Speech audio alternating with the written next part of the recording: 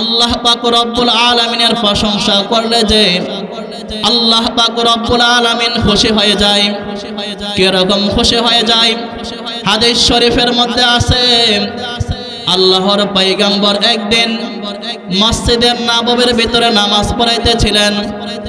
যে সময় আল্লাহর পয়গম্বর সামি আল্লাহু লিমান হামিদা বলে মাথা উঠাইলেন, পিছনে এক সাহাবী সামি আল্লাহু লিমান হামিদার জবাবে রব্বানা লাকাল হামদ বলার পরেও ওই সাহাবী আরো 4টা বাক্য নিজ থেকে বানায়া বলছে। সে বলছে রব্বানা লাকাল হামদ হামদান কাসীরান তাইয়িবান মুবারাকান ফীহি। এই সাহাবী যে 4টা বাক্য নিজ থেকে বানায়া বলছে, এই আওয়াজটা রাসূলের কানে আসছে। কার কানে? রাসূলের কানে আসছে।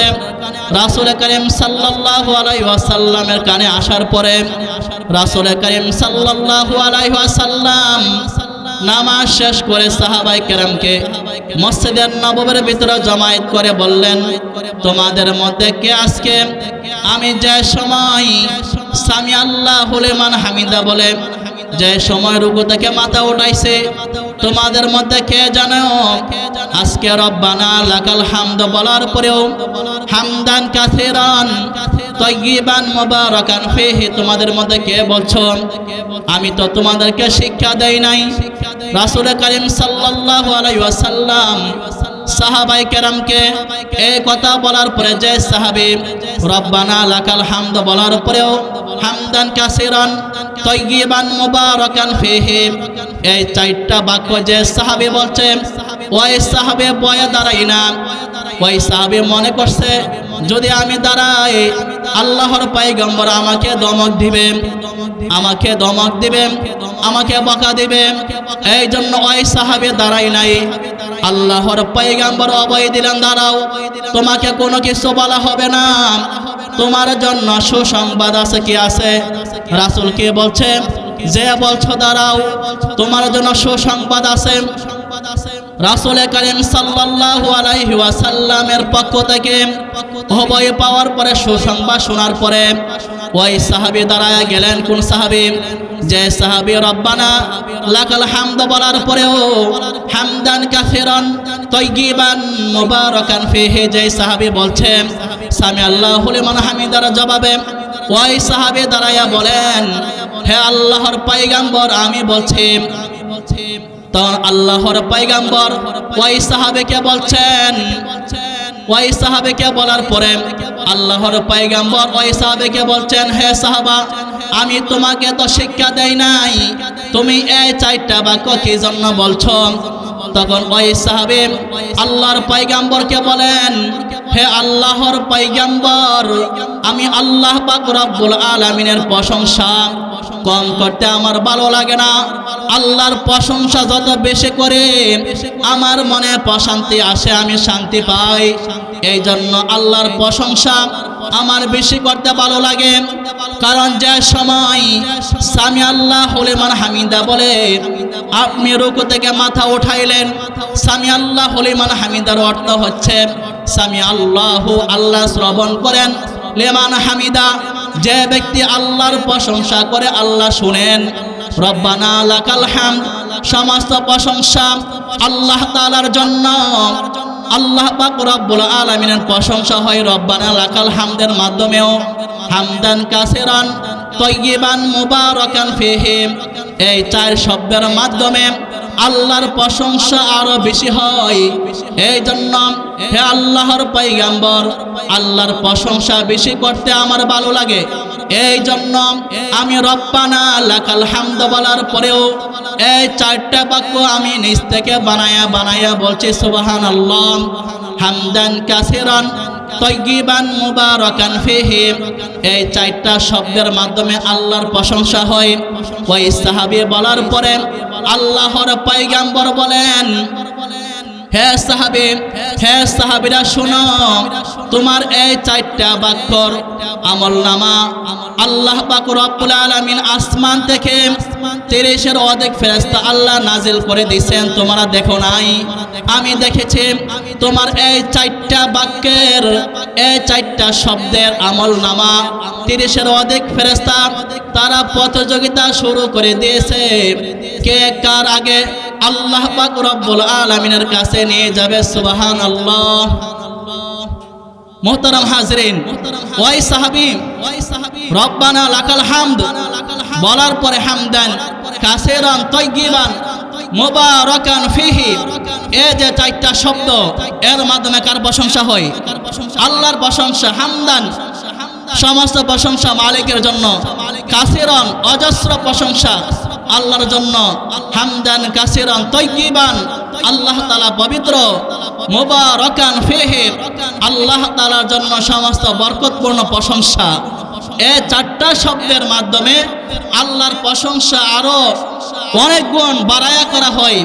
এই জন্য সাহাবী আল্লাহর প্রশংসা করতে বেশি ভালো লাগে বিদায় এই জন্য আল্লাহ তাআলার প্রশংসার, আল্লাহর প্রতি মহব্বত থাকার কারণে, আল্লাহর প্রতি ভালোবাসা থাকার কারণে ওই সাহাবী রব্বানা লাকাল হামদ বলার পরেও হামদান কাসীরান তাইয়িবান মুবারাকান ফিহি এই 4টা বাক্য বলছে। তাহলে মুহতারাম হাজিরিন, যে সময় আমরা নামাজ আদায় করব, যে সময় ইমাম সাহেব বলবে সামি আল্লাহু লিমান হামিদা বলার পরে যে সময় আমরা রব্বানা লাকাল হামদ বলবো, এর সাথে আমরা এই 4টা বাক্য যোগ করতে পারি, ঠিক কিনা? এই জন্য আজকে থেকে আমলটা করবেন, সকলে এই আমলটা করবেন। যে সময় ইমাম সাহেব রুকু থেকে মাথা উঠাইবে সামি আল্লাহু লিমান হামিদা বলে, তখন রব্বানা লাকাল হামদ বলার পরেও হামদান কাসীরান তাইয়িবান মুবারাকান ফিহি এই 4টা বাক্য বলবেন। এই 4টা বাক্য বললে আল্লাহ পাক রব্বুল আলামিনের কাছে এই 4টা বাক্যের নেকি আল্লাহর কাছে নেওয়ার জন্য 30-এর অধিক ফেরেশতা নিযুক্ত হয়ে যায়। সুবহানাল্লাহ। কে কার আগে নিয়ে যাবে? কত বড় নেকির কথা। মুহতারাম হাজিরিন, আল্লাহর প্রশংসা করলে আল্লাহ খুশি হয়ে যায়। যে রকম ভাবে একটা শব্দ আছে সুবহানাল্লাহ, এই শব্দের অর্থটা আমরা অনেকে পারি। আল্লাহ তাআলা পবিত্র, আল্লাহ তাআলা, আমি আল্লাহর পবিত্রতা ঘোষণা করলাম। একটা শব্দ আছে সুবহানাল্লাহ, এই শব্দের খুব দাম।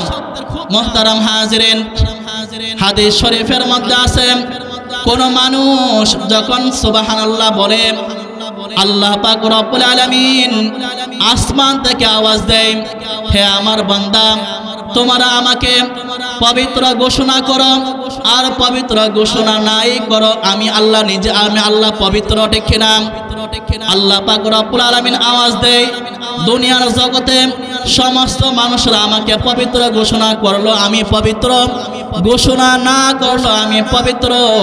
আল্লাহ পাক রব্বুল আলামিন বলেন, আমার যে বান্দা সুবহানাল্লাহ বলবে, আমি আল্লাহ পাক রব্বুল আলামিন তাহাকে পবিত্র বলে ঘোষণা করে দিলাম। সুবহানাল্লাহ।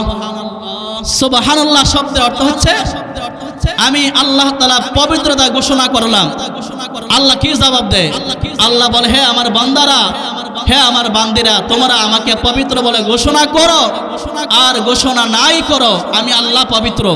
হে বান্দা যা, যেহেতু তোমরা আমার প্রশংসা করলা, আমাকে পবিত্র বলে ঘোষণা করলা, আমি আল্লাহ পাক রব্বুল আলামিন তোমাদেরকে পবিত্র করে দিলাম। সুবহানাল্লাহ।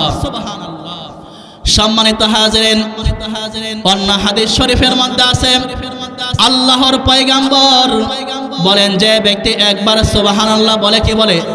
একবার সুবহানাল্লাহ বললেন, আল্লাহ পাক রব্বুল আলামিন আসমানে এবং জমিনের ফাঁকা জায়গাগুলা আল্লাহ পাক রব্বুল আলামিন নেকি দ্বারা ভরে দেয়। সুবহানাল্লাহ।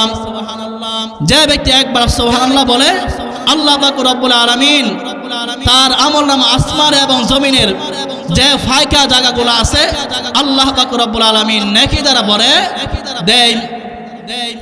অন্য হাদিস শরীফের মধ্যে আছে আল্লাহর পয়গম্বর বলেন, যে ব্যক্তি একবার সুবহানাল্লাহ বলেন, আল্লাহ পাক রব্বুল আলামিন হাসরের ময়দানে আল্লাহ পাক রব্বুল আলামিন তার জন্য জান্নাতের মধ্যে একটা গাছ লাগায়া দেয়। কে লাগায়া দেয়? যে ব্যক্তি একবার সুবহানাল্লাহ বলে, আল্লাহ পাক রব্বুল আলামিন তার জন্য জান্নাতের মধ্যে একটা গাছ লাগায়া দেয়, যে গাছের গোড়াটা এত বড়। হাদিস শরীফের মধ্যে রাসূল বলছে, আরবে যদি একটা পারদর্শী একটা যুবক গোড়া নিয়ে ধরাই, ওই গাছের গোড়া যদি 100 বছর ধরাই, ওই গাছের গোড়া ধরায় শেষ করতে পারবে না। সুবহানাল্লাহ। কত বড় নেকি আল্লাহ পাক রব্বুল আলামিন আমাদেরকে দেয়। যদি আমরা সুবহানাল্লাহ একবার বলি, তাহলে যদি 1000 বার বলি, কত নেকি আল্লাহ পাক রব্বুল আলামিন আমাদের আমলনামায় দিবেন। কোনো হিসাব ছাড়া নাকি আল্লাহ আমাদের আমলনামায় দিবেন। এই জন্য মুহতারাম হাজিরিন, যে শব্দগুলোর মাধ্যমে আল্লাহ পাক রব্বুল আলামিনের প্রশংসা হয়, ওই শব্দগুলো বেশি বেশি বলা লাগবে। যেরকম হাদিস শরীফের মধ্যে রাসূল করিম সাল্লাল্লাহু আলাইহি ওয়াসাল্লাম বলছেন, 4টা শব্দ আছে। 4টা শব্দ আল্লাহ পাক রব্বুল আলামিনের কাছে খুবই দামি। এর মধ্যে একটা শব্দ হচ্ছে আল্লাহু আকবার, আরেকটা শব্দ হচ্ছে লা ইলাহা ইল্লাল্লাহ, আরেকটা শব্দ হচ্ছে সুবহানাল্লাহ, আরেকটা শব্দ হচ্ছে আলহামদুলিল্লাহ। এই 4টা শব্দ রাসূল বলছেন আল্লাহ তাআলার কাছে খুব প্রিয়। কারণ এই 4টি শব্দের মাধ্যমে, এই 4টি বাক্যের মাধ্যমে কার প্রশংসা হয়? আল্লাহ তাআলার প্রশংসা হয়। এই জন্য এই 4টা বাক্য আল্লাহ পাক রব্বুল আলামিনের কাছে খুব প্রিয়। এই জন্য মুহতারাম হাজিরিন, এই শব্দগুলো বেশি বেশি পড়া আমাদের দরকার আছে না নাই? এই জন্য এই শব্দগুলো আমরা বেশি বেশি পড়ব। যদি আল্লাহর সন্তুষ্টি অর্জন করতে চাই, যদি আল্লাহ তাআলার ভালোবাসা যদি আমরা অর্জন করতে চাই, তাহলে আল্লাহর প্রশংসা যে শব্দগুলোর মাধ্যমে হয়, ওই শব্দগুলো বেশি বেশি আমাদের পড়া লাগবে। যেরকম সুবহানাল্লাহ আছে, আলহামদুলিল্লাহ আছে, আল্লাহু আকবার আছে, লা ইলাহা ইল্লাল্লাহু আল্লাহু আকবার, এই যে শব্দগুলো আছে, ওই শব্দগুলোর মাধ্যমে আল্লাহর প্রশংসা বেশি বেশি হয়। এর জন্য পড়তে রাজা আছেন তো? এর জন্য সকলে আমরা এই শব্দগুলো বেশি বেশি পড়ব। সুবহানাল্লাহ, আলহামদুলিল্লাহ, আল্লাহু আকবার, লা ইলাহা ইল্লাল্লাহ। যদি এই শব্দগুলো যদি আমরা বেশি বেশি পড়ে, তাহলে আল্লাহ পাক রব্বুল আলামিন আমাদের প্রতি সন্তুষ্ট হয়ে যাবেন, ঠিক কি না? ওই শব্দগুলোর মাধ্যমে আমরা আল্লাহর প্রশংসা করব। মুহতারাম হাজিরিন, আমার আল্লাহর প্রশংসা কি জন্যই করব না? কারণ আল্লাহ পাক রব্বুল আলামিনের প্রশংসা অবশ্যই আমরা করব। কারণ আল্লাহ পাক রব্বুল আলামিন আমাদেরকে অগণিত অসংখ্য নিয়ামতের মধ্যে আল্লাহ আমাদেরকে রাখছেন, ঠিক কি না? আল্লাহ পাক রব্বুল আলামিন সূরাতুল ইব্রাহিমের 34 নম্বর আয়াতে আল্লাহ পাক রব্বুল আলামিন বলেন, আল্লাহ পাক রব্বুল আলামিন বলেন, ওয়া ইন তাউদ্দু নি'মাতাল্লাহি লা তুহসুহা। আল্লাহ পাক রব্বুল আলামিন বলেন, এ আমার বান্দা বান্দিরা, আমি আল্লাহ পাক রব্বুল আলামিন তোমাদেরকে কে পরিমাণ নিয়ামত আমি আল্লাহ দিয়েছি, তোমরা যদি গণনা করো, গণনা করে শেষ করতে পারবা না। আমি আল্লাহ পাক রব্বুল আলামিন কে পরিমাণ নিয়ামত তোমাদেরকে দিয়েছি। সুবহানাল্লাহ। সম্মানিত হাজিরিন, আল্লাহ পাক রব্বুল আলামিন আমাদেরকে অগণিত অসংখ্য নিয়ামত দুনিয়াতে দিয়েছেন, ঠিক না? এগুলো গণা কি সম্ভব? গণা কোশ্চেন করাও সম্ভব নয়। একটা মানুষকে যদি কিয়ামত পর্যন্ত হায়াত দেওয়া হয়, আর ওই মানুষ যদি আল্লাহর নিয়ামত গণনা করে, কোশ্চেন করা সম্ভব না, গণা, ঠিক না? আল্লাহ পাক রব্বুল আলামিন সূরাতুল লুকমানের 27 নম্বর আয়াতে আল্লাহ পাক রব্বুল আলামিন বলেন, ওয়ালাউ আন্নামা ফিল আরদি মিন শাজারাতিন আকলাম ওয়াল বাহরু ইয়ামুদ্দুহু মিন বাদিহি সাবআতু আবহুরিম মা নাফিদাত কালিমাতুল্লাহ।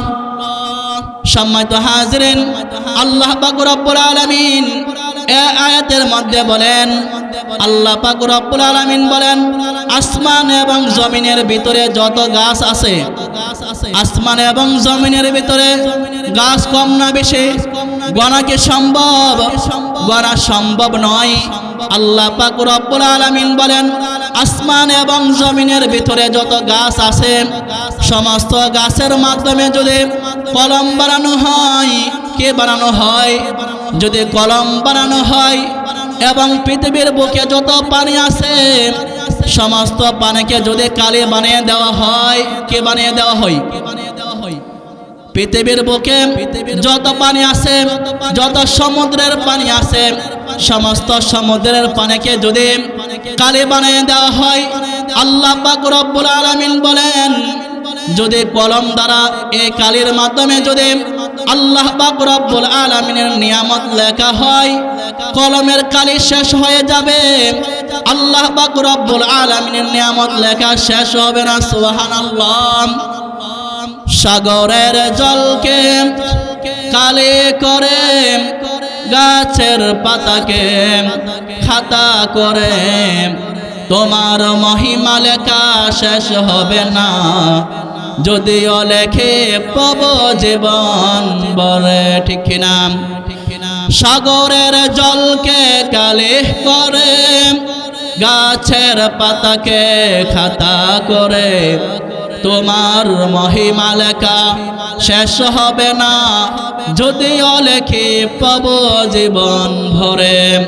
সাগরের জলকে কালি করে, তোমার মহিমাই দুনিয়া গেরাম, তোমার মহিমাই দুনিয়া গেরাম, গাছের পাতাও লড়ে না তোমার হুকুম ছাড়া, সাজিয়ে রেখেছ এই পৃথিবী কত না রূপময় করে। সাগরের জলকে কালি করে, গাছের পাতাকে খাতা করে, তোমার মহিমা লেখা শেষ হবে না, যদিও লেখে প্রভু জীবন ভরে। ঠিক কিনা? নবমণ্ডল আর ভূমণ্ডল, নবমণ্ডল আর ভূমণ্ডল, হৃদয়কে বেকুল করে বিচিত্র এই সৃজন। শতকোটি শুকরিয়া তোমায়, শতকোটি শুকরিয়া তোমায়, সেজদায় মাথা নত করে, সাগরের জলকে কালি করে, গাছের পাতাকে খাতা করে, তোমার মহিমা লেখা শেষ হবে না, যদিও লেখি প্রভু জীবন ভরে। ঠিক কিনা? মুহতারাম হাজিরিন, আল্লাহ পাক রব্বুল আলামিন এই আয়াতের মধ্যে বলছেন পৃথিবীর বুকে যত গাছ আছে, আফ্রিকা জঙ্গলে কি পরিমাণ গাছ আছে কেউ কি গণা সম্ভব? কেউ কি বলতে পারবে? কোশ্চেন কালো পারবে না। আফ্রিকা জঙ্গল কি পরিমাণ গাছ আছে, তার আসমান এবং জমিনের মধ্যে যে সমস্ত গাছ আছে, ওই সমস্ত গাছের মাধ্যমে যদি কলম বানানো হয়, কে বানানো হয়? কলম যদি বানানো হয়, কলম কি বেশি না কম হবে? কলম অনেক হবে, গণা সম্ভব নয় কে পরিমাণ কলম হবে। আর আল্লাহ বলেন পৃথিবীর বুকে যত সমুদ্রের পানি আছে, যত পানি আছে, ওই পানির সাথে যদি আরো 7 সাগরের পানিকে সংযুক্ত করে কালি বানানো হয়, আর পৃথিবীর বুকে স্থল বেশি না জল বেশি? 3 ভাগ করলে এর মধ্যে 2 ভাগ জল আর 1 ভাগ স্থল, তো পানি তো বেশি। ঠিক কিনা? এই সমস্ত পানির সাথে যদি আরো 7 সাগরের পানিকে সংযুক্ত করে যদি কে বানানো হয়, যদি বলুন কে বানানো হয়? যদি কালি বানানো হয়, আল্লাহর নিয়ামত যদি লেখা হয়, ওই কালি দিয়ে আল্লাহ বলেন কলমের কালি শেষ হয়ে যাবে, আল্লাহর নিয়ামত লেখা শেষ হবে না। সুবহানাল্লাহ। এবার বুঝেন আল্লাহ পাক রব্বুল আলামিন নিয়ামত কত আমাদেরকে দিয়েছেন। আল্লাহ তাআলার কত নিয়ামতের মধ্যে আমরা যে ডুবে আছি, কোনো হিসাবই আমাদের নাই। তারপরেও মানুষ আমরা বড় নেমুখ হারাম, আল্লাহর নিয়ামতের শুকর আদায় করি না। ঠিক না? সঠিক। অবশ্যই আমরা বেশিরভাগই মানুষ আল্লাহ পাক রব্বুল আলামিন নিয়ামতের শুকর আদায় করি না। সমাজে কড়া মানুষ পাইবেন আল্লাহ তাআলার নিয়ামতের শুকর আদায় করতে, বেশিরভাগই মানুষ নিয়ামতের শুকর আদায় করে না। একটা কুকুর মালিককে চিনে, ঠিক কিনা? একটা কুকুর মালিককে চিনে, কিন্তু আমরা মানুষ হইয়া আমার আল্লাহ তাআলাকে চিনলাম না। একটা কুকুর দেখবেন কোন বাড়িতে যদি থাকে, ওই বাড়ির জোটা খাইয়া সারা রাত ঘুমাই না, মালিকের বাড়ি পাহারা দেয়। ঠিক কিনা? মালিকের বাড়ি পাহারা দেয়, ওই কুকুরটা মালিকের আনুগত্য করে, মালিকের বাড়ি পাহারা দেয়, মালিককে চিনে, মালিকের বাড়ির জোটা খাইয়া ওই কুকুর সারা রাত ঘুমাই না, মালিকের বাড়ি পাহারা দেয়। আর আমরা মানুষ হইয়া আল্লাহ পাক রব্বুল আলামিনের অগণিত অসংখ্য নিয়ামত আমরা ভক্ষণ করে ব্যবহার করে, আল্লাহর দেওয়া আসমান আমরা ব্যবহার করে, আল্লাহ দেওয়া জমিন আমরা ব্যবহার করে, আল্লাহ দেওয়া বাতাস আমরা ব্যবহার করে, আল্লাহ তাআলার দেওয়া রিজিক আমরা ভক্ষণ করে, আল্লাহ আসমান থেকে বৃষ্টি বর্ষণ করে আমাদের জন্য কত রিজিকের ব্যবস্থা করেন।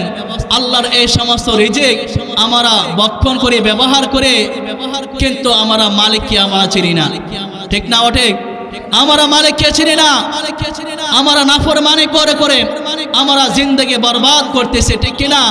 কত মানুষ আল্লাহ নিয়ামত খাওয়ার পরেও, নিয়ামত ব্যবহার করো গুনার মধ্যে পিএইচডি করে, কত মানুষ দুনিয়াতে ধাম্ব পরে, অহংকার পরে দুনিয়াতে চলতেছে, তার মনের মধ্যে কোনো পরিবর্তন নাই। এই জন্য মুহতারাম হাজিরিন, আল্লাহ পাক রব্বুল আলামিন সূরাতুল আদিয়াতে 6 নম্বর আয়াতে আল্লাহ পাক রব্বুল আলামিন বলেন, ইন্নাল ইনসানা লিরাব্বিহি লাকানুত, নিশ্চয় মানুষ বড়ই অকৃতজ্ঞ, মানুষ বড়ই নিমুখ হারাম।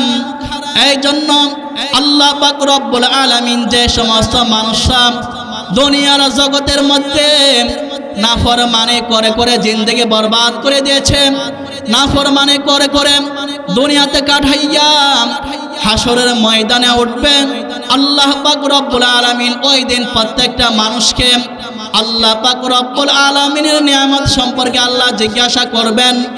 আল্লাহ পাক রব্বুল আলামিন সূরাতুত তাকাসুরের শেষ নম্বর আয়াত মানে 8 নম্বর আয়াতে আল্লাহ পাক রব্বুল আলামিন বলেন, সুম্মা লা তুসআলুন্না ইয়াউমাইযিন আনিন নাঈম।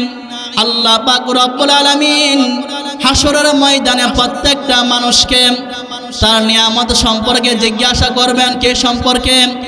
নিয়ামত সম্পর্কে জিজ্ঞাসা করবেন। আল্লাহ পাক রব্বুল আলামিন বলেন, আল্লাহ পাক রব্বুল আলামিন না শুকরিয়া বান্দাদেরকে বলবে, নাফরমান বান্দারা আমি আল্লাহ পাক রব্বুল আলামিন তোমাদেরকে অসংখ্য অগণিত নিয়ামত আমি আল্লাহ পাক রব্বুল আলামিন তোমাদেরকে দিয়েছিলাম, দুনিয়াতে কি জন্য শুকর আদায় করো নাই? আল্লাহ পাক রব্বুল আলামিন হাসরের ময়দানে প্রত্যেকটা মানুষকে কেউ ছাড় পাবে না, কেউ ছাড় পাবে না। হাসরের ময়দানে আল্লাহ বলেন, সুম্মা লা তুসআলুন্না ইয়াউমাইযিন আনিন নাঈম। আল্লাহ তাআলা প্রত্যেকটা মানুষকে ওই হাসরের ময়দানে আল্লাহ তাআলা নিয়ামত সম্পর্কে জিজ্ঞাসা করবেন। কে সম্পর্কে? আর জোরে বলুন, কে সম্পর্কে জিজ্ঞাসা করবেন? নিয়ামত সম্পর্কে আল্লাহ জিজ্ঞাসা করবেন। যে সমস্ত মানুষরা দুনিয়ার জগতের মধ্যে নাফরমানি করে করে জিন্দেগি বরবাদ করে দিয়েছে, আল্লাহর শুকর আদায় করে নাই, নিয়ামতের শুকর আদায় করে নাই, আল্লাহ পাক রব্বুল আলামিন ওই নাফরমানকে জিজ্ঞাসা করবে। ওই কাল কঠিন কিয়ামতের মুহূর্তে ওই দিন সে জবাব দেওয়ার মতো তারা সত্যি থাকবে না। কারণ দুনিয়াতে সে অহংকার করে, গুনাহ করে করে, নামাজ না পড়ে, সুদ খেয়ে, ঘুষ খাইয়া মানুষের সম্পদ নষ্ট করে, আলেমদের পেছনে লেগে সময়কে নষ্ট করে দিয়েছে, কিন্তু সে ইবাদতের সময় ওই দুনিয়াতে পায় নাই।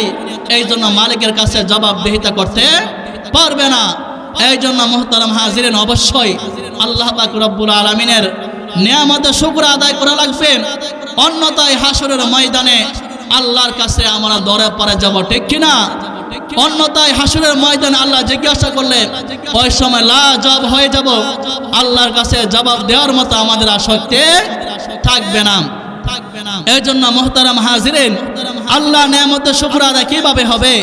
আল্লাহ পাক রব্বুল আলামিন সূরাতুল ইব্রাহিমের 7 নম্বর আয়াতে আল্লাহ পাক রব্বুল আলামিন বলছেন, লা ইন শাকারতুম লা আযীদান্নাকুম ওয়া লা ইন কাফারতুম ইন্না আযাবি লাশাদীদ। আল্লাহ পাক রব্বুল আলামিন এই আয়াতের মধ্যে বলেন, যে সমস্ত মানুষরা নিয়ামতের শুকর আদায় করবে, আল্লাহ পাক রব্বুল আলামিন তার নিয়ামত বাড়ায়া দিবেন। কি বাড়ায়া দিবেন? নিয়ামতের শুকর আদায় করলে আল্লাহ পাক রব্বুল আলামিন নিয়ামত বাড়ায়া দিবেন। আর যদি নিয়ামতের শুকর আদায় যদি করে মানুষ না করে, আল্লাহ পাক রব্বুল আলামিন বলেন ইন্না আযাবি লাশাদীদ, নিশ্চয় আমার আযাব বড় কঠিন হবে। আল্লাহ কি বলছে? যে সমস্ত মানুষরা নিয়ামতের শুকর আদায় করবে না, আল্লাহ কি বলছে আয়াতে ইন্না আযাবি লাশাদীদ, আল্লাহর আযাব বড় ভয়ঙ্কর। মুহতারাম হাজিরিন, এই আয়াতে তাফসীরের মধ্যে আল্লামা জালালউদ্দিন সৈয়দী রাহমাতুল্লাহি আলাইহি ওনার তাফসীর গ্রন্থ তাফসীরে জালালাইন শরীফের মধ্যে এই আয়াতের ব্যাখ্যা করছেন আল্লাহর নিয়ামতের শুকর আদায় কিভাবে হবে। উনি বলছেন আল্লাহর নিয়ামতের শুকর আদায় হবে নামাজের মাধ্যমে এবং আল্লাহ পাক রব্বুল আলামিনের গোলামির মাধ্যমে। কির মাধ্যমে? নামাজের মাধ্যমে। একটা মানুষ সে যদি 1000 দানার একটা তসবিহ বানায়, কে বানায়? তসবিহ বানা, আর দৈনিক যদি 1000 পার আলহামদুলিল্লাহ আলহামদুলিল্লাহ বলে, কিন্তু সে নামাজে আসে না। কে আসে না? সে নামাজে আসে না, সে নামাজ আদায় করে না, সে সুদ খায়, ঘুষ খায়, গীবত করে, মানুষের পিছনে মানুষের বদনাম করে, তাহলে ওই মানুষের নিয়ামতের শুকর আদায় হবে না।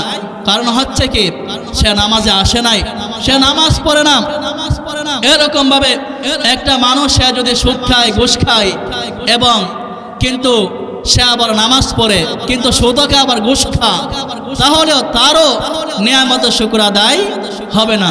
নিয়ামতের শুকর আদায় করতে হলে আল্লাহ পাক রব্বুল আলামিনের যে বিধান আছে পুরোপুরিভাবে মানতে হবে। কিভাবে মানতে হবে? পুরোপুরিভাবে। একটা মানছে আরেকটা মানছি না, একটা ধরলাম আরেকটা ছাড়লাম, এভাবে মানলেই চলবে না। আল্লাহর বিধান পুরোপুরিভাবে মানলে এবং রাসূলের সুন্নাত যদি পুরোপুরিভাবে মানে, রাসূলের তরিকা মানে, তাহলে নিয়ামতের শুকর আদায় হবে। অন্যথায় কি হবে না? নিয়ামতের শুকর আদায় হবে না। তাহলে এইভাবে আয়াতে আল্লাহ যেভাবে বলছেন এইভাবে নিয়ামতের শুকর সমাজের মধ্যে কয়জন পাইবেন? সমাজের মধ্যে সঠিকভাবে সহিভাবে নিয়ামতের শুকর আদায় করে মানুষ অল্প সংখ্যক, বেশি মানুষ নিয়ামতের শুকর আদায় এভাবে করে না। আল্লাহ যেভাবে বলছে সমাজের মধ্যে অনেক মানুষে মনে করে আলহামদুলিল্লাহ বললে মনে হয় আল্লাহ নিয়ামতের শুকর আদায় হয়ে গেছে, আল্লাহ নিয়ামত বাড়াইয়া দিবে। অথচ এখন শীতের মৌসুম, যে সময় ফজরের সময় আজান হয়, ওই মানুষটা ঘরের মধ্যে কম্বলের নিচে ঘুমায়া থাকে, আর সে আলহামদুলিল্লাহ বলে মনে মনে ভাবে আল্লাহ মনে হয় আমার নিয়ামত বাড়াইয়া দিবে, নিয়ামতের শুকর আদায় হয়ে গেছে। কোশ্চিন কালো সম্ভব না, নিয়ামতের শুকর আদায় এভাবে হবে না। নিয়ামতের শুকর আদায় করতে হলে আল্লাহ যেভাবে বলছেন কোনো গুনাহ করা যাবে না। কি করা যাবে না? কোনো ধরনের গুনাহ করা যাবে না। এবং রাসূলের সুন্নাত তরিকায় যদি পরিচালনা মানুষ জীবনটাকে চালায়া যায় রাসূলের সুন্নাত তরিকায় আল্লাহর বিধান মাফিক, তাহলে নিয়ামতের শুকর আদায় হবে, অন্যথায় নিয়ামতের শুকর আদায় হবে না। এজন্য মুহতারাম হাজিরিন, আল্লাহ যেভাবে বলছে সেভাবে আমাদের নিয়ামতের শুকর আদায় করা লাগবে। মুহতারাম হাজিরিন, যদি আমরা নিয়ামতের শুকর আদায় আল্লাহ পাক রব্বুল আলামিন যেভাবে বলছেন সেভাবে যদি নিয়ামতের শুকর আদায় না করে, আল্লাহ পাক রব্বুল আলামিন নিজেই এই আয়াতের মধ্যে বলছেন ইন্না আযাবি লাশাদীদ, নিশ্চয় আল্লাহ পাক রব্বুল আলামিনের আযাব বড় ভয়ঙ্কর। আল্লাহর আযাব কি বড় কঠিন হবে। আল্লাহ পাক রব্বুল আলামিন সূরাতুল বুরুজের মধ্যে আল্লাহ বলছেন ইন্না বাতশা রাব্বিকা লাশাদীদ, নিশ্চয় আল্লাহর দরা বড় শক্ত দরা হবে। যে সমস্ত মানুষরা আল্লাহ পাক রব্বুল আলামিনের নিয়ামতের শুকর আদায় করবে না, আল্লাহ পাক রব্বুল আলামিন বলেন আমার দরা বড় শক্ত দরা হবে, আমার দরা আমার পাকড়াও বড় শক্ত পাকড়াও হবে। আল্লাহ পাক রব্বুল আলামিন ওই হাসরের ময়দানে আল্লাহ ধরবেন, কোন মানুষ আল্লাহ পাক রব্বুল আলামিনের পাকড়াও থেকে হাসরের ময়দানে রেহাই পাবে না, ঠিক কিনা? এই জন্য যে সমস্ত মানুষরা দুনিয়ার জগতে আল্লাহ নিয়ামতের শুকর আদায় না কইরা দুনিয়ার জগতের মধ্যে গুনাহ করে কাটাইয়া দেয়, যদিও আল্লাহ পাক রব্বুল আলামিন দুনিয়াতে ছাড় দিবে, কিন্তু হাসরের ময়দানে আল্লাহকে ছাড় দিবে? ওই হাসরের ময়দানে আল্লাহ ছাড় দিবে না। আযাবাহু আহাদ, আল্লাহ পাক রব্বুল আলামিন বলেন এই আয়াতে আল্লাহ তাআলার আযাব দেওয়ার মতো সমাজের মধ্যে কেউ নাই। ওই হাসরের মধ্যে কেউ থাকবে না যে আল্লাহ পাক রব্বুল আলামিনের মতন আযাব দিতে পারবে। আল্লাহ পাক রব্বুল আলামিন যেরকম বড়, আল্লাহর আযাব হাসরের ময়দানে এরকম বড় হবে। চিন্তা করা যায় ওই হাসরের ময়দান কত ভয়ঙ্কর হবে। আল্লাহ পাক রব্বুল আলামিন ওই হাসরের ময়দানে কঠিন আযাব আমাদেরকে দিবেন। এরপরে আল্লাহ বলেন ওয়ালা ইউফিকু ওয়াসাকাহু আহাদ। আল্লাহ বলেন আল্লাহ পাক রব্বুল আলামিনের ধরার মতো, আল্লাহ তাআলার পাকড়াওর মতো কেউ পাকড়াও করতে পারবে না ওই হাসরের ময়দানে। এমন ভাবে আল্লাহ পাকড়াও করবেন। দুনিয়ার জগতের মধ্যে আমরা কত শাস্তির কথা শুনছি। ফ্যাসিস্ট জালেম শেখ হাসিনার সময় আয়নাগরের শাস্তির কথা শুনে আমাদের অন্তর কেঁপে যায়, আমরা কত ভীত সন্ত্রস্ত হয়ে যায় এ আয়নাগরের কথা শুনলে। আল্লাহ বলবেন, আল্লাহ আয়াতে বলেন, শুধু আয়নাগরের শাস্তি দেখে দুনিয়াতে তুমি ভয়ে তোমার হতভম্ব হয়ে যাও, হাসরের ময়দানে আল্লাহ পাক রব্বুল আলামিন যে রকম আযাব দিবে এটা কল্পনাও কে করতে পারবে না। আল্লাহর আযাব বড় ভয়ঙ্কর হবে হাসরের ময়দানে। এই জন্য মুহতারাম হাজিরিন, আল্লাহ পাক রব্বুল আলামিন সূরাতুল হুমাযার মধ্যে আল্লাহ পাক রব্বুল আলামিন বলছেন নারুল্লাহিল মুকাদা। কি বলছে? আমরা তো অনেকে মুখস্থ পারি সূরাতুল হুমাযা। এর মধ্যে আল্লাহ কে বলছে এক আয়াতে নারুল্লাহিল মুকাদা, আল্লাহর আগুন হবে উত্তপ্ত, প্রজ্বলিত হবে আল্লাহর আগুন। আল্লাহর আগুন দুনিয়ার আগুনের মতো হবে না। কের মতন? দুনিয়ার আগুনের মতন আল্লাহর আগুন হবে না। আল্লাহ যেরকম বড়, আল্লাহর আগুন হবে তেরকম উত্তপ্ত, তেরকম পাওয়ারফুল হবে। হাদিসের মধ্যে রাসূল বলছে হাসরের ময়দান জাহান্নামে যে আগুনে আল্লাহ পাক রব্বুল আলামিন নাফরমান বান্দাকে, না শুকরিয়া অকৃতজ্ঞ বান্দাকে জ্বালাইবে, ওই আগুনটা হবে দুনিয়ার আগুনের থেকে 70 গুণ পাওয়ার বেশি হবে। কত গুণ? 70 গুণ পাওয়ার বেশি হবে। দুনিয়ার আগুন আমরা সহ্য করতে পারি না। সমাজের মধ্যে কেউ কি আছে যে দুনিয়ার আগুনের মধ্যে একটা মিনিট সে হাত রাখবে? আছে সমাজে কেউ? সমাজের মধ্যে কেউ নাই যে দুনিয়ার আগুনের মধ্যে যে তাকে বলে তোমাকে 1 কোটি টাকা দেওয়া হবে। কয় কোটি? 1 কোটি তোমাকে টাকা দেওয়া হবে আর তুমি দুনিয়ার আগুনের মধ্যে একটা মিনিট হাত রাখো। কয়টা মিনিট? মাত্র একটা মিনিট হাত রাখো। সে কি রাজি হবে? সে বলবে জান বাঁচান ফরজ, আমার টাকার দরকার নাই, ঠিক কিনা? সে বলবে জান বাঁচান ফরজ, আমাকে 1 কোটি, আমাকে শুধু 1 কোটি নয় পুরা পৃথিবী আমাকে দিয়ে দিলে তারপরও দুনিয়ার আগুনের মধ্যে 1 মিনিট আমি দুনিয়ার আগুনের মধ্যে হাত রাখতে পারবো না। আমার জান বাঁচান ফরজ, আমার সহ্য হবে না, ঠিক কিনা? দুনিয়ার আগুনের মধ্যে যদি আমরা একটা মিনিট যদি হাত রাখতে না পারে, চিন্তা করে দেখেন হাসরের ময়দান, হাসরের ময়দানের আগুন হবে জাহান্নামের আগুন হবে, জাহান্নামের আগুন হবে। রাসূল বলছে দুনিয়ার এই আগুনের চেয়েও 70 গুণ পাওয়ার বেশি হবে। তাহলে ওই জাহান্নামের আগুন আমরা কিভাবে বরদাস্ত করব? এটা আমরা চিন্তা করি না, এটা আমরা ফিল করি না, এটা আমরা খেয়াল করি না। আমরা উদাসীন অবস্থায় আমরা দুনিয়া পার করতেছি, ঠিক কিনা? উদাসীন অবস্থায় আমরা দুনিয়া পার করতেছি, আমাদের কোনো খেয়াল নাই। আমরা অনেকের অবস্থা দেখলে মনে হয় এমনভাবে দুনিয়াতে চলে, মনে হয় সে মরবই না, ঠিক কিনা?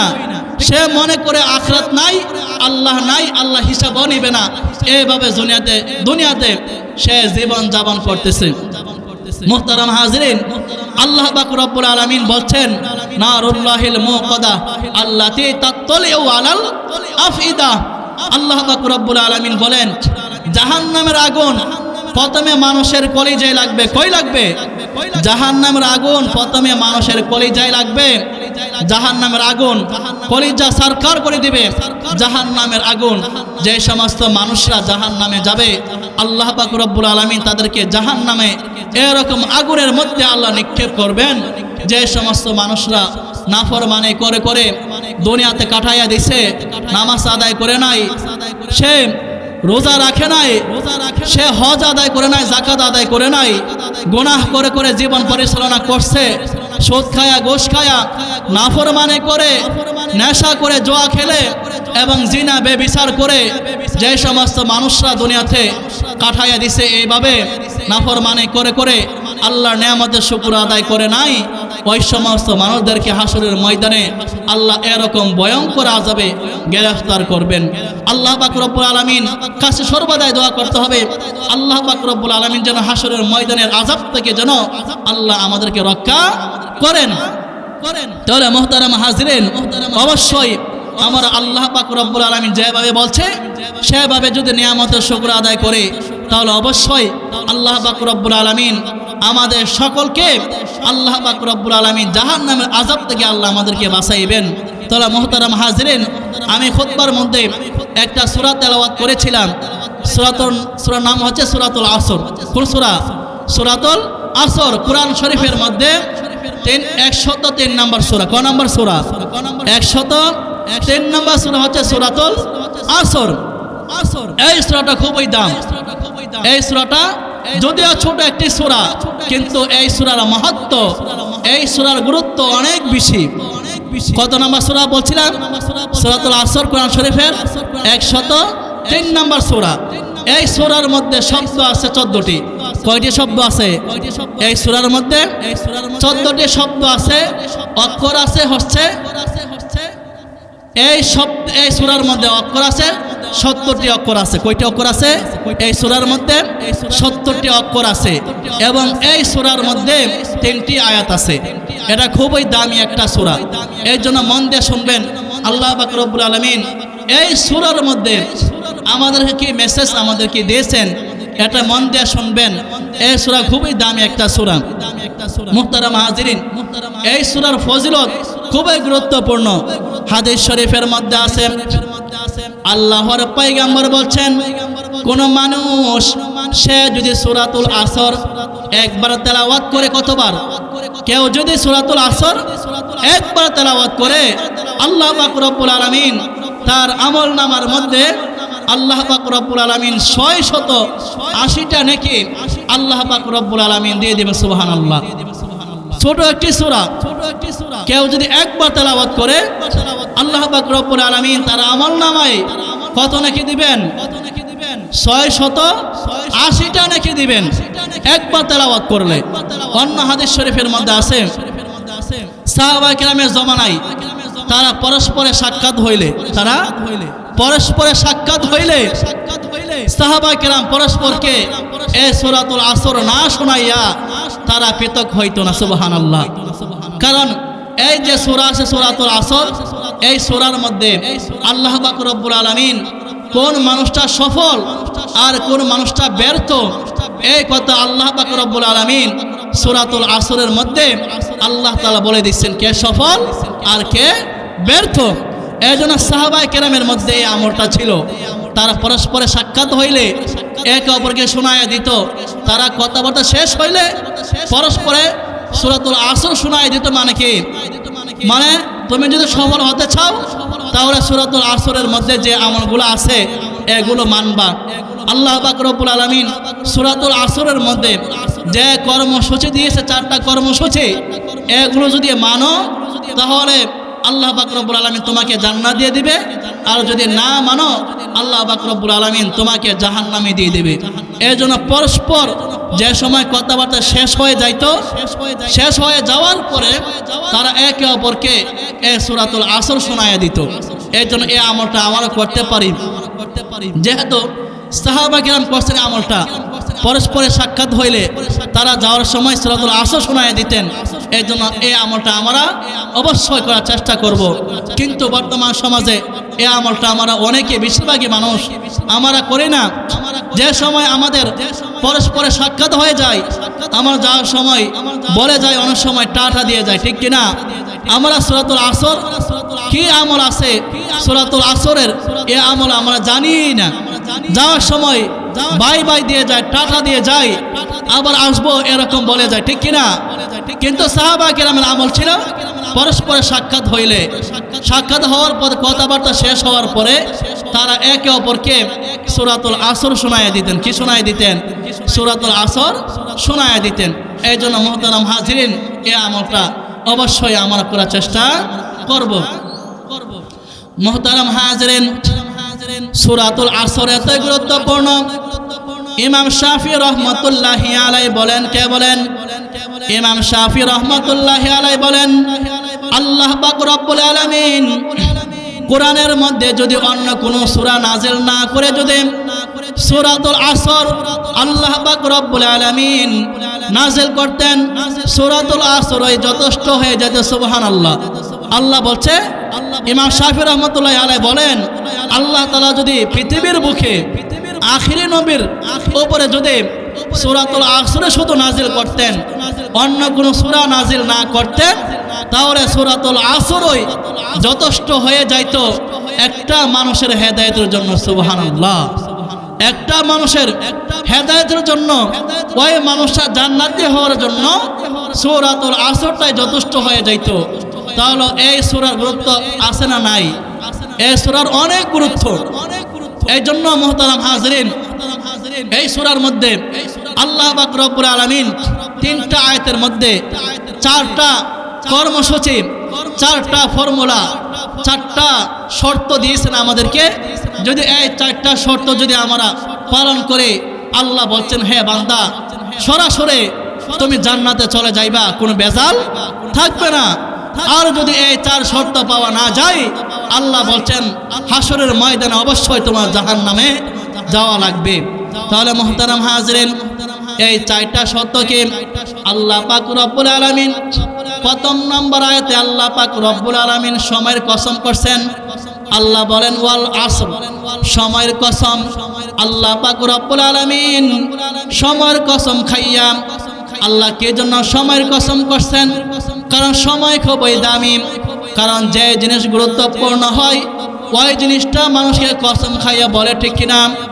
যদি কোনো জিনিসকে যদি আমরা গুরুত্ব যদি আমরা বোঝাইতে চাই, তাহলে আমরা কসম খাইয়া বলে, আল্লাহর কসম আমি এই জিনিসটা করি নাই, ঠিক কিনা? আল্লাহর কসম খাইয়া আমরা বলে, ওই জিনিসটা অবশ্যই আমি করব। আল্লাহর কসম খাইয়া বলে, ঠিক কিনা? গুরুত্ব বোঝানোর জন্য। তাহলে আল্লাহ পাক রব্বুল আলামিন কোনো জিনিসকে বোঝানোর জন্য আল্লাহর কসম খাওয়া লাগে না। তারপরেও আল্লাহ পাক রব্বুল আলামিন ওয়াল আসর, সময়ের কসম আল্লাহ করছেন সময়ের গুরুত্ব বোঝানোর জন্য। কারণ সময় খুব দাম। যারা সময়কে কাজে লাগায় তারা দামি হয়ে যায়, আর যারা সময়কে কাজে লাগায় না তারা দুনিয়াতে ক্ষতিগ্রস্ত হবে, আর হাসরের ময়দানে ক্ষতিগ্রস্ত হবে। এই জন্য মুহতারাম হাজরিন, আল্লাহ পাক রব্বুল আলামিন সময়ের কসম করছেন। এই জন্য অবশ্যই আমরা সময়কে কাজে লাগাইব। যদি সময়কে কাজে লাগাইতে পারি, আমরা দুনিয়াতে দামি হয়ে যাব, আর হাসরের ময়দানও দামি হয়ে যাব।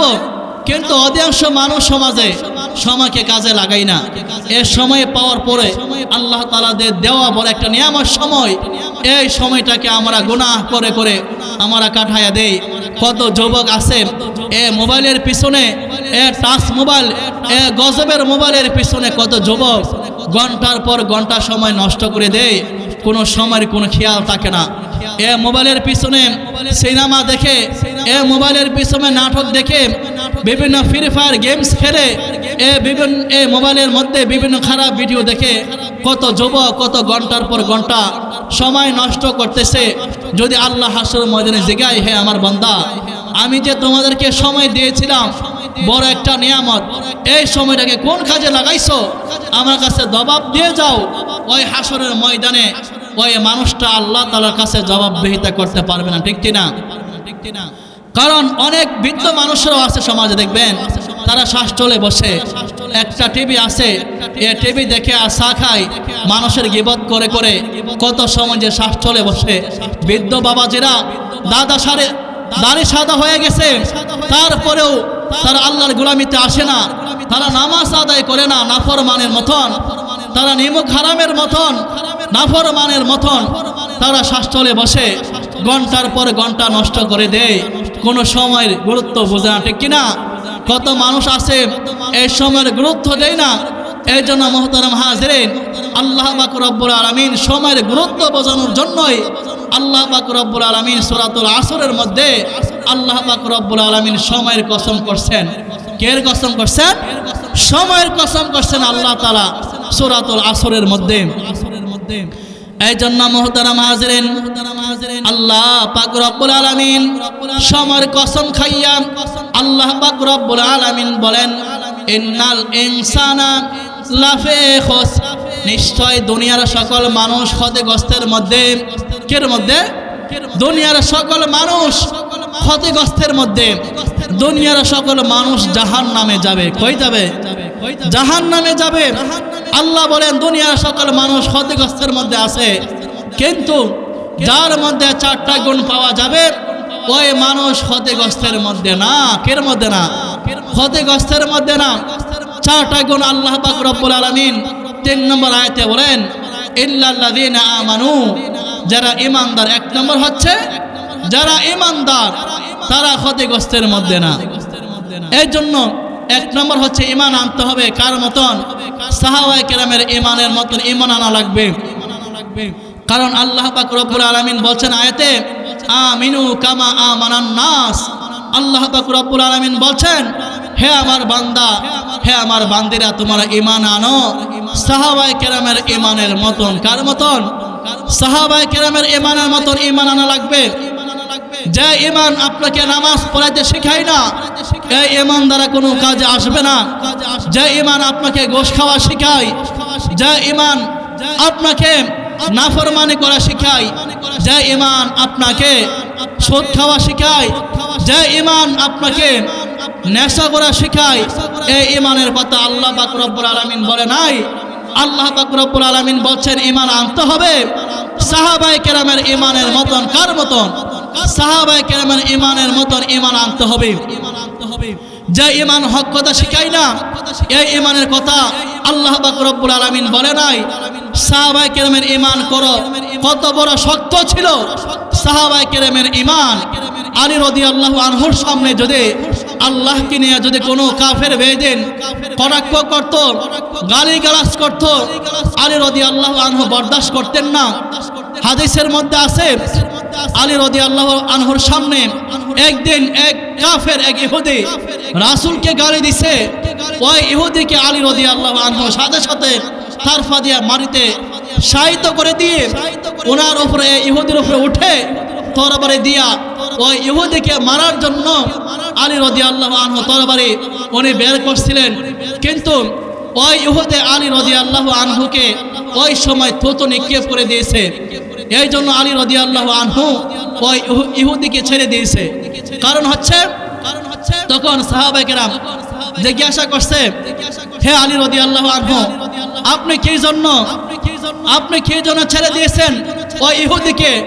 ওই ইহুদি তো রাসূলকে গালি দিয়েছে, আপনি কে জন্য ছেড়ে দিয়েছেন? তখন আলী রাদিয়াল্লাহু আনহু বলেন, সাহাবা কেরামদেরকে বলেন, হে সাহাবারা শোনো, ওই ইহুদি সে যে সময় আমি তাকে শায়িত করছি মাটিতে মারার জন্য, ওই সময় আল্লাহ তাআলার প্রতি, রাসূলের প্রতি আমার ভালোবাসা ছিল, এই জন্য আমি তাকে মারার জন্য তরবারি বের করেছি। কিন্তু যে সময় সে আমাকে থুতু নিক্ষেপ করে দিয়েছে, ওই সময় আমার রাগ বেড়ে গিয়েছে, এই জন্য আমি ওই ইহুদিকে ছেড়ে দিয়েছি। কারণ পরে যদি আমি তাহাকে মারি তাহলে মানুষে মনে করবে, তখন আমার ধারণা হবে আমার রাগের কারণে ওই ইহুদিকে আমি মেরেছি, এই জন্য আমি তাকে ছেড়ে দিয়েছি। ওই ইহুদি আলী রাদিয়াল্লাহু আনহুর এই মানে সাহসিকতা দেখে আলী রাদিয়াল্লাহু আনহু রাসূলের প্রতি, আল্লাহর প্রতি মহব্বত দেখে ওই ইহুদি সে ইসলাম ধর্ম গ্রহণ করে মুসলমান হয়ে গেছে। সুবহানাল্লাহ। তাহলে মুহতারাম হাজিরিন, সাহাবায়ে কেরামের আল্লাহর প্রতি ভালোবাসা ছিল, অনেক গভীর ভালোবাসা ছিল। আল্লাহর প্রতি, রাসূলের প্রতি তাদের ভালোবাসা অনেক ছিল। কিন্তু আমার আল্লাহর প্রতি আমরা তেরকম ভালোবাসা আমাদের নাই, রাসূলের প্রতি আমাদের ভালোবাসা নাই, ঈমানের প্রতি, ইসলামের প্রতি আমাদের তেরকম ভালোবাসা নাই যেরকম ভাবে সাহাবায়ে কেরামের ভালোবাসা ছিল। ঠিক কিনা? সাহাবায়ে কেরামের ভালোবাসা কত ছিল, ইসলামের প্রতি তাদের কত মহব্বত ছিল, কত মায়া ছিল, কোরআনের প্রতি, ইসলামের প্রতি, আল্লাহ রাসূলের প্রতি তাদের কত মহব্বত ছিল। কিন্তু বর্তমান সমাজের মধ্যে অধিকাংশ মানুষের মধ্যে যেরকম ভালোবাসা দেখা যায় না। কারণ কিভাবে দেখা যায় না? কারণ সমাজের মধ্যে মাঝে মাঝে নাস্তিকরা আল্লাহ পাক রব্বুল আলামিনকে নিয়ে গালিগালাজ করে আমরা তেরকম প্রতিবাদ করি না। কয়েকদিন আগে এক বাউল শিল্পী, কি শিল্পী? এক বাউল শিল্পী, তার নাম হচ্ছে আবুল সরকার। কি সরকার? আবুল সরকার নামে এক ভণ্ড, এক নাস্তিক আল্লাহ তাআলাকে নিয়ে গালিগালাজ করছে। এটা আমরা অনেকে শুনছি, অনেকে জানছি। সে আল্লাহ পাক রব্বুল আলামিনকে নিয়ে অনেক জঘন্য ভাষায় সে গালিগালাজ করছে, যেগুলো ভাষায় বলা সম্ভব নয়, মুখে উচ্চারণ করা যাবে না। আল্লাহ তাআলাকে নিয়ে সে গালিগালাজ করছে। সে চারটা আরবি শব্দ বলছে, এর মধ্যে একটা হচ্ছে সে বলছে আউয়ালু মা খালাকাল্লাহু নূরি। সে শুদ্ধভাবে বলতে পারছে না, এভাবে সে অশুদ্ধ বলছে। আমি শুদ্ধ করে বলতেছি। সে এক নম্বর হচ্ছে সে বলছে আউয়ালু মা খালাকাল্লাহু নূরি, এটা এক নম্বর বলছে। সে এটাই বুঝাইছে যে এক নম্বর হচ্ছে আল্লাহ তাআলা প্রথমে আল্লাহ তাআলা নূর সৃষ্টি করছে, এটা সে বলছে। এরপরে আল্লাহ পাক রব্বুল আলামিন সে বলে আল্লাহ আরেকটা শব্দ বলছে আউয়ালু মা খালাকাল্লাহু ইশক, আল্লাহ তাআলা প্রথমে ইশক সৃষ্টি করছে। এরপর সে আবার বলছে আউয়ালু মা খালাকাল্লাহু রূহ, আল্লাহ তাআলা প্রথমে রূহ সৃষ্টি করছে। এরপরে সে বলছে আউয়ালু মা খালাকাল্লাহু, সে বলছে আউয়ালু মা খালাকাল্লাহু সে আরশ, সে বলছে আল্লাহ তাআলা আরশ সৃষ্টি করছে। এইভাবে চারটা সে আরবি শব্দ নিজে নিজে বানায়া বলছে। সে যে চারটা শব্দ বলছে আল্লাহর নামে, এটা কোরআনের মধ্যেও নাই, হাদিসের মধ্যেও নাই। সে এই চারটা শব্দ এ আবুল সরকারে আল্লাহ তাআলা নামে চালাইয়া দিয়া সে বলে আল্লাহ এক মুখে কথা বলে, নাউজুবিল্লাহ বলেন। সে বলে আল্লাহ পাক রব্বুল আলামিন মুনাফিক, আল্লাহ এক মুখে অনেক কথা বলে, নাউজুবিল্লাহ। আরো জোরে বলেন। সে বলে আল্লাহ তাআলা এক মুখে অনেক কথা বলে, এটা আল্লাহ তাআলার মুখ না কি অন্য কিছু। এরকম ভাবে জঘন্য ভাষায়, আরো খারাপ ভাষায় ওই আবুল সরকারে যেগুলো ভাষা বলা সম্ভব নয়, সে আল্লাহ তাআলাকে নিয়ে কটূক্তি করেছে। এটা আমরা অনেকে মোবাইলের মাধ্যমে, আমরা খবরের মাধ্যমে, যারা ইউটিউব ফেসবুক যারা ব্যবহার করেন, আমরা অনেকে শুনছি ওই জালেমকে, ওই নাস্তিককে পুলিশে সে অ্যারেস্ট করেছে, তাকে জেলখানার মধ্যে আবদ্ধ রাখছে। তাকে জেলখানার পরে আবদ্ধ রাখার পরে এক শ্রেণীর তাকে যারা সাপোর্ট করে, যারা এ আবুল সরকারের অনুসারীরা, এ নাস্তিকদের, এই শয়তানদের অনুসারীরা, তার পক্ষে এক শ্রেণীর তারা মিছিল করেছে। তাকে কি জন্য অ্যারেস্ট করা হয়েছে, তাকে কি জন্য তাকে পাকড়াও করা হয়েছে, তাকে ছাড়ার জন্য, তাকে খালাস করার জন্য তারা আন্দোলন করেছে। কিন্তু তৌহিদি জনতা মুসলমানরা তারা আল্লাহর ভালোবাসায় এবং রাসূলের ভালোবাসায়, কোরআনের ভালোবাসায়, আল্লাহর মহব্বত নিয়া, ইসলামের মহব্বত নিয়া ইসলামকে ভালোবাসে। এই জন্য তার বিরুদ্ধে মুসলমানরা, তাওহীদি জনতা মুসলমানরা তার বিরুদ্ধে প্রতিবাদ করেছে। কিন্তু এক শ্রেণীর মুসলমানের নামধারী একজন মুসলমান, এক প্রকারের মুসলমানরা যারা নিজেকে মুসলমান দাবি করে অথচ তারা মুসলমান না, তারা বুদ্ধিজীবীরা, নামধারী বুদ্ধিজীবীরা, তারা এ মুসলমান যারা আবুল সরকারের বিরুদ্ধে যারা মিছিল করেছে, তার ফাঁসি চেয়েছে এক শ্রেণীর মুসলমানরা, তাদেরকে বলছে যারা এ বাউল শিল্পীদের বিরুদ্ধে যারা মিছিল করেছে, তাদের বিরুদ্ধে যারা মিছিল করেছে তারা হচ্ছে ধর্মান্ধ, নাউজুবিল্লাহ বলেন। যারা আবুল সরকারের পক্ষে যারা নিয়েছে, তারা যেরকম ভাবে আবুল সরকার জালেম নাস্তিক, তাদেরকে যেভাবে আল্লাহ হাসরের ময়দানে জাহান্নামে দিবে, ঠিক তেমনি ভাবে ওই সমস্ত জালেমদেরকেও যারা আবুল সরকারের পক্ষ নিয়েছে, তাদেরকে হাসরের ময়দানে আল্লাহ পাক রব্বুল আলামিন জাহান্নামে দেবে, ঠিক কিনা? এই জন্য যে সমস্ত মানুষরা আবুল সরকারের বিরুদ্ধে যারা মিছিল করেছে, তার ফাঁসি যারা চেয়েছে, তারাই পূর্ণাঙ্গ মুমিন। আর যারা চুপ রয়েছে, এক শ্রেণীর মুসলমান চুপ রয়েছে, তাদের বিরুদ্ধে কোনো কিছু বলে নাই। রাসূল তাদের ক্ষেত্রে হাদিসে বলছেন তারা হচ্ছে বোবা শয়তান। কি শয়তান? তারা হচ্ছে বোবা শয়তান। তারা হক কথা বলে না, তারা চুপ হয়ে থাকে, তারাও জাহান্নামে যাওয়া লাগবে। সমাজের মধ্যে যে সমস্ত মুসলমানরা, যে সমস্ত নাস্তিকরা আল্লাহ তাআলাকে নিয়ে খারাপ মন্তব্য করে, আল্লাহকে নিয়ে কটূক্তি করে, রাসূলকে নিয়ে কটূক্তি করে, ইসলাম কোরআনকে নিয়ে কটূক্তি করে, তাদের বিপক্ষে যারা কোনো কিছু বলবে না, রাসূল বলছে তারা বোবা শয়তান, হাসরের ময়দানে তারাও জাহান্নামে যাওয়া লাগবে। এই জন্য মুহতারাম হাজিরিন, এই জন্য অন্যায়ের প্রতিবাদ অবশ্যই আমরা সর্বদাই করা লাগবে। যদি অন্যায়ের প্রতিবাদ আমরা না করে, তাহলে হাসরের ময়দানে আমরা আল্লাহ তাআলার সামনে জবাবদিহিতা করতে পারবো না। এই আবুল সরকারের, এই আবুল তাবুলের দলেরা আল্লাহ পাক রব্বুল আলামিন যে সূরা নাযিল করছেন, কুরআন শরীফের সর্বশেষ সূরা সূরাতুন নাস, কোন সূরা? সূরাতুন নাসকে নিয়েও তারা জঘন্যভাবে তারা অপব্যাখ্যা করছে। সূরাতুন নাসের মধ্যে তারা বলে আল্লাহ পাক রব্বুল আলামিন বলছে নাসার জন্য বলছে, নাউজুবিল্লাহ বলেন। সূরাতুল আসরের মধ্যে কি আল্লাহ মানুষকে নাসার জন্য বলছে? আল্লাহ নাসার জন্য বলে নাই। সূরাতুল আসরের মধ্যে আল্লাহ পাক রব্বুল আলামিন বলছেন, এই আয়াতের সার অর্থ হচ্ছে, হে নবী, আপনি আল্লাহ তাআলার কাছে আশ্রয় চান। আপনি আসমানের মালিক, সমস্ত মানুষের মালিক, সমস্ত জিনিসের মালিক যিনি, আপনি আল্লাহ তাআলার কাছে আশ্রয় চান ক্রমন্তনাদাতা শয়তান থেকে। যে শয়তান মানুষের অন্তরের মধ্যে ক্রমন্তনা দেয়, মানুষকে গুনাহ দিকে দাবিত করে, ওই শয়তান থেকে আপনি আল্লাহর কাছে আশ্রয় চান। ওই শয়তান থেকে আপনি আল্লাহর কাছে আশ্রয় চান। যে শয়তান মিনাল জিন্নাতি ওয়ান নাস, মানুষের মধ্যে আছে, জিনদের মধ্যে আছে। তাহলে এই সূরার অর্থ কত সুন্দর।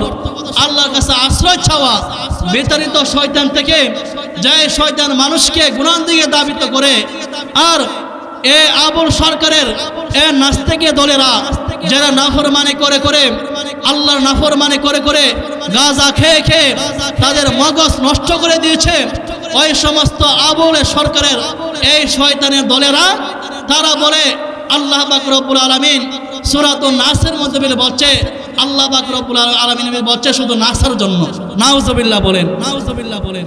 তারা কি রকম ভাবে আল্লাহ তাআলার আয়াত নিয়ে, আল্লাহর সূরা নিয়ে কটূক্তি করে, অথচ বাংলাদেশের মধ্যে এত মুসলমান, ৯৫% বাংলাদেশের মধ্যে মুসলমান, কিন্তু তাদের কিভাবে এই কোরআনের আয়াত নিয়ে অপব্যাখ্যা করে, আল্লাহকে গালিগালাজ করে কিভাবে দুনিয়াতে টিকে থাকে, এটা কিভাবে বরদাস্ত করা যায়?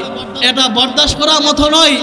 এত মুসলমান দুনিয়াতে আমাদের বাংলাদেশের মধ্যে থাকার পরেও কিন্তু আমরা অন্যায়ের প্রতিবাদ করি না। কয়দিন পরে পরে রাসূলকে নিয়ে খারাপ মন্তব্য করে, কয়দিন পরে পরে আল্লাহকে নিয়ে খারাপ মন্তব্য করে, কয়দিন পরে পরে ইসলামকে নিয়ে খারাপ মন্তব্য করে, রাসূলের স্ত্রী আয়েশা রাদিয়াল্লাহু আনহাকে নিয়ে খারাপ ভাষায় গালিগালাজ করে, রাসূলকে নিয়ে গালিগালাজ করে কয়দিন পরে পরে, কিন্তু তাদের শাস্তি আমাদের বাংলাদেশের মধ্যে হয় নাই বিদায়। এই জন্য আজকে আমাদের এই অবস্থা, ঠিক কিনা? এই জন্য নাস্তিকরা তারা ছাড় পেয়ে যায়, তারা আল্লাহকে গালিগালাজ করে করে। এই জন্য মুহতারাম হাজিরিন, সম্মানিত হাজিরিন, সর্ব অবস্থায় প্রতিবাদ করা লাগবে। সর্ব অবস্থায় সাহাবায়ে কেরাম যেভাবে প্রতিবাদ করেছে ইসলামের পক্ষ থেকে, ইসলামের জন্য সেরকম ভাবে অবশ্যই আমাদের প্রতিবাদ করা লাগবে, ঠিক কিনা? অবশ্যই আমরা প্রতিবাদ করব। সাহাবায়ে কেরাম যেভাবে প্রতিবাদ করেছে, যদি আমরা প্রতিবাদ না করে, রাসূল বলছে তারা হচ্ছে বোবা শয়তান, তারা জাহান্নামে যাওয়া লাগবে। আর যারা জালেমদের পক্ষে, যারা নাস্তিকদের পক্ষে, যারা আল্লাহকে নিয়ে কটূক্তি করে, তাদের পক্ষে যারা সাফাই গাইবে, তারা যেভাবে জাহান্নামে যাবে হাসরের ময়দানে, আল্লাহ পাক রব্বুল আলামিনও তাদেরকে জাহান্নামে দিবেন। মুহতারাম হাজিরিন, আল্লাহ পাক রব্বুল আলামিন রাসূল কারীম সাল্লাল্লাহু আলাইহি ওয়াসাল্লাম হাদিসের মধ্যে বলছেন, মান তাশাব্বা বিকওমিন ফাহুয়া মিনহুম। রাসূল বলছে, যদি কোনো মুসলমান যদি কোনো কাফেরের সাদৃশ্য গ্রহণ করে, কোনো কাফেরের কালচার গ্রহণ করে, যে রকম ভাবে ওই কাফেরকে জাহান্নামে দিবে, ঠিক তেমনি ভাবে হাসরের ময়দানে ওই কাফেরকেও, ওই মুসলমানকেও আল্লাহ তাআলা জাহান্নামে দিবে।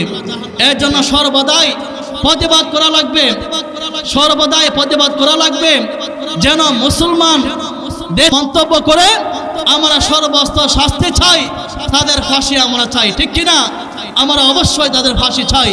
এই জন্য মুহতারাম হাজরিন, সূরাতুল আসরের মধ্যে যে আল্লাহ পাক রব্বুল আলামিন 4টা শর্তের কথা বলছেন, এর মধ্যে একটা হচ্ছে ঈমান আনতে হবে কার মতন? সাহাবায়ে কেরামের ঈমানের মতন। 2 নাম্বার হচ্ছে ইল্লাল্লাযীনা আমানু ওয়া আমিলুস সলিহাত, ভালো কাজ করা লাগবে। কি করা লাগবে? ভালো কাজ করা লাগবে। আমরা নেকি করব, আমরা আল্লাহ নাফরমানি করব না, সর্ব অবস্থায় আল্লাহর গোলামি করে করে জীবনটা পার করব। 2 নাম্বার শর্ত। 3 নাম্বার হচ্ছে আল্লাহ পাক রব্বুল আলামিন বলছেন, 3 নাম্বার বলছে এই আয়াতের মধ্যে সৎ কাজের আদেশ করতে হবে, অসৎ কাজ থেকে মানুষকে বারণ করা লাগবে, ঠিক কিনা? সমাজের মধ্যে যেখানে অন্যায়, এই অন্যায়ের প্রতিবাদ আপনার করা লাগবে। আপনি যদি অন্যায়ের প্রতিবাদ না করেন, তাহলে আপনার মধ্যে জান্নাতে যাওয়া যে 4টা শর্ত আল্লাহ সূরাতুল আসরে বলছেন, এই 4টা শর্তে 3 নাম্বার শর্ত আপনার মধ্যে পাওয়া যাবে না। 4 নাম্বার শর্ত হচ্ছে আল্লাহ পাক রব্বুল আলামিন বলছেন, একে অপরকে সবরের আদেশ করতে হইব। নিজে সবর অর্জন করা লাগবে এবং অন্যকেও সবরের আদেশ করা লাগবে। কারণ আল্লাহ বলছেন, ইন্নাল্লাহা মাআস সাবিরিন, আল্লাহ তাআলা ধৈর্যশীলদের সাথে আছে। কাদের সাথে আছে? আল্লাহ তাআলা ধৈর্যশীলদের সাথে আল্লাহ আছে। যারা ধৈর্যশীল নয়, তাদের সাথে আল্লাহ নাই। এই জন্য 4টা শর্ত। 1 নম্বর হচ্ছে ঈমান আনা লাগবে, 2 নম্বর হচ্ছে ভালো কাজ করা লাগবে, 3 নম্বর হচ্ছে নিজে ভালো কাজ করতে হইব, অন্যকে ভালো কাজের আদেশ করতে হবে এবং খারাপ কাজ থেকে বারণ করা লাগবে। 4 নম্বর শর্ত হচ্ছে সবর নিজে অর্জন করতে হবে, অন্যকে সবরের আদেশ করতে হবে। এই 4 শর্ত যার মধ্যে পাওয়া যাবে, আল্লাহ বলেন ওই বান্দাটা জান্নাতি হয়ে যাবে। আর যার মধ্যে এই 4 শর্ত পাওয়া যাবে না, আল্লাহ বলবেন সে সফল কাম না, সে জাহান্নামী হয়ে যাবে। আল্লাহ পাক রব্বুল আলামিন আমাদের সবাইকে যেভাবে চললে আমরা জান্নাত অর্জন করতে পারবো, হাসরের ময়দানে বিনা হিসাবে জান্নাতে যাওয়া যাবে, আল্লাহ পাক রব্বুল আলামিন আমাদের সবাইকে সেভাবে চলার তৌফিক দান করুন। আমিন। ওয়া আখিরে দাওয়ানা আলহামদুলিল্লাহি রাব্বিল আলামিন।